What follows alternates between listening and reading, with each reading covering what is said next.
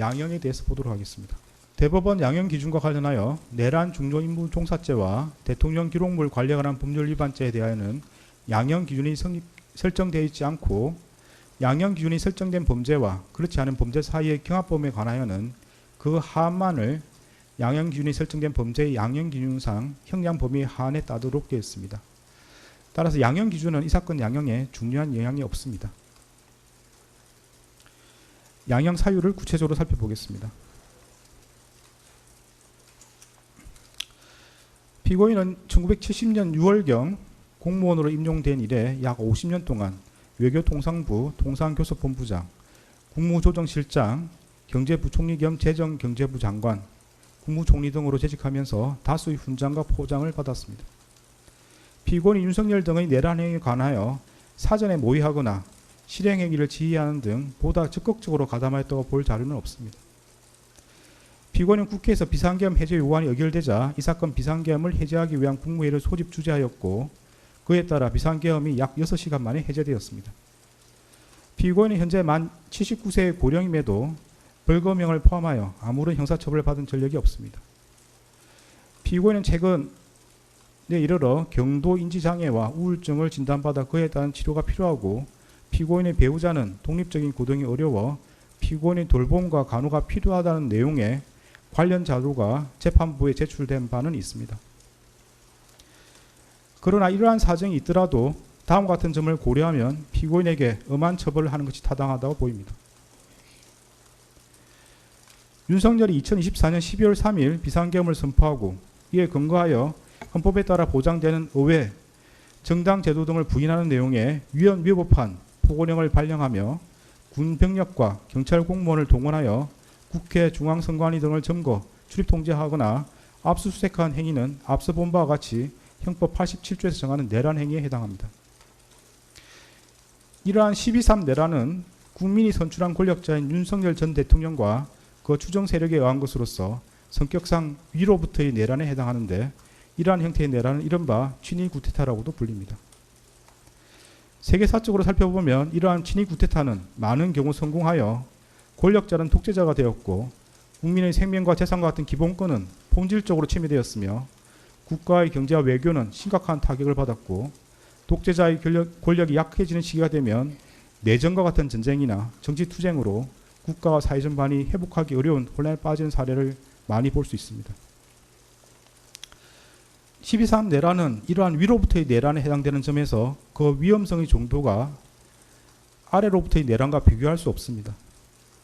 왜냐하면 무엇보다도 국민이 선출한 권력자가 헌법과 법률을 경시하고 이를 위반하는 내란 행위를 함으로써 국민이 가진 민주주의와 법치주의에 대한 신전 자체를 뿌리채 흔들기 때문입니다. 현재 우리 주위에는 민주적 기본 질서에 대한 중대한 침해가 있거나 이를 파괴하려는 시도가 있고 이미 유효한 구제수단이 남아있지 않는 그러한 극단적인 상황에서나 논의되는 저항권을 평상시에 아무렇지도 않게 주장하는 사람들, 헌법과 법률에 정한 바 없어 위헌위법한 주장에 불과한 계몽적 계엄, 잠정적 계엄, 경고성 계엄을 당연하듯 주장하는 사람들, 지난 2025년 1월 19일 발생한 서울 서부지방법원 폭동사건과 같이 자신의 정치적인 입장을 위해서는 헌법과 법률을 쉽사리 위반할 수 있고 그 과정에서 다른 사람이 피해를 줄 수 있는 상황이 당연하다고 생각하는 사람들, 민주주의의 근본이 되는 선거제도를 정당한 근거 없이 부정하는 사람들이 있습니다. 12.3 내란은 이와 같이 잘못된 주장이나 생각을 양산하거나 그 상태를 더욱 심각하게 만들었습니다. 이러한 점에서 아래로부터의 내란에 해당하는 기존 내란 사건에 관한 대법원 판결들은 위로부터의 내란에 가담한 피고인에 대한 형을 정함에 있어 기준으로 삼을 수 없습니다. 그리고 기존 내란 사건이 발생하였던 시기와 12.3 내란이 발생한 시기에 대한민국의 국제적인 위상은 비교할 수 없을 정도로 차이가 납니다. 현재 대한민국은 세계적으로 선진국으로 인정받고 있고 이에 따라 국제무역과 국제정치 등에 있어서 그 위상도 기존과 비교할 수 없습니다. 이러한 대한민국에서 친위 구테타가 발생했다는 사실로 인하여 생긴 경제적, 정치적 충격은 기존 내란 행위와는 비교할 수 없을 정도에 이른다고 보입니다. 이러한 점에서도 기존 내란 사건에 관한 대법원 판결들은 피고인에 대한 형을 정함에 있어 기준이 될 수 없습니다.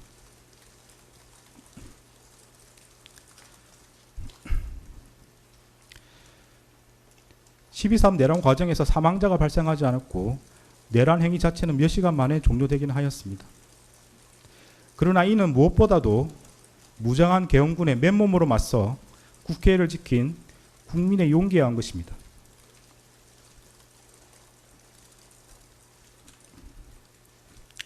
이에 더하여 이러한 국민의 저항을 바탕으로 신속히 국회에 진입하여 비상계엄 해제 요구안을 의결한 일부 정치인들의 노력, 대한민국 역사에 있었던 내란의 암울한 기억을 상기하면서 위법한 지시와 명령에 저항하거나 혹은 어쩔 수 없이 이를 따르더라도 소극적으로 참여한 일부 군인과 경찰 공무원의 행동에 의한 것입니다.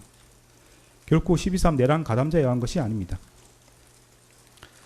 따라서 12.3 내란 가담자에 대한 형을 정함에 있어 피해 발생이 경미하였다거나 짧은 시간 동안 진행되었다는 사정을 깊이 고려할 수는 없습니다. 일단 국헌을 물랑하게 할 목적의 폭동이 발생하면 이로 인하여 막대한 인명과 재산상 피해, 사회적 혼란이 초래될 것은 분명하고 혹시라도 내란이 성공하여 국민적 합의로 성립한 현재의 헌법 질서가 폭력에 의하여 무너지게 되면 이를 원래대로 회복하는 것은 대단히 어려운 일이 될 것입니다.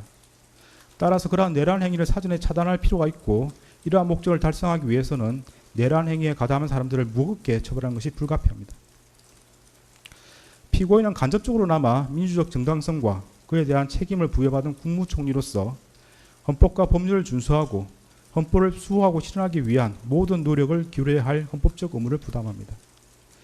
그럼에도 피고인은 12.3 내란이 성공할지도 모른다는 생각에 이러한 의무와 책임을 끝내 외면하고 오히려 그 일원으로서 가담하기로 선택하였습니다. 이러한 피고인의 행위로 인해 대한민국은 자칫하면 국민의 기본권과 자유민주적 기본 질서가 유린당하였던 어두운 과거로 회귀하여 독재 정치라는 수렁에서 장기간 헤매 나오지 못하게 될 수 있었고 국민은 씻을 수 없는 상실감과 상처를 입게 되었습니다. 피고인은 국무총리로서 12.3 내란의 진실을 밝히고 그의 합당한 책임을 지기는커녕 사후 자신의 안위를 위하여 이 사건 비상계엄 관련 문건을 은닉하고 비상계엄 선포가 적법한 절차에 따라 이루어진 것처럼 보이기 위해 허위 공문서를 작성하였다가 폐기하였으며 헌법재판소에서 위정하였습니다. 피고인은 재판 과정에서도 허위로 진술을 번복하고 대통령실 CCTV와 같은 객관적인 증거에도 불구하고 아무런 기억이 나지 않는다고 주장하는 등 진실을 은폐하고 책임을 벗어나고자 할 뿐입니다. 피고인이 진실을 은폐하고 책임에서 벗어나고자 한 행위들로 인해 우리 사회의 정치적 분열과 갈등이 더욱 심화되었고 앞으로도 이러한 상처와 갈등이 쉽사리 봉합될 수 있을 것으로 보이지는 않습니다.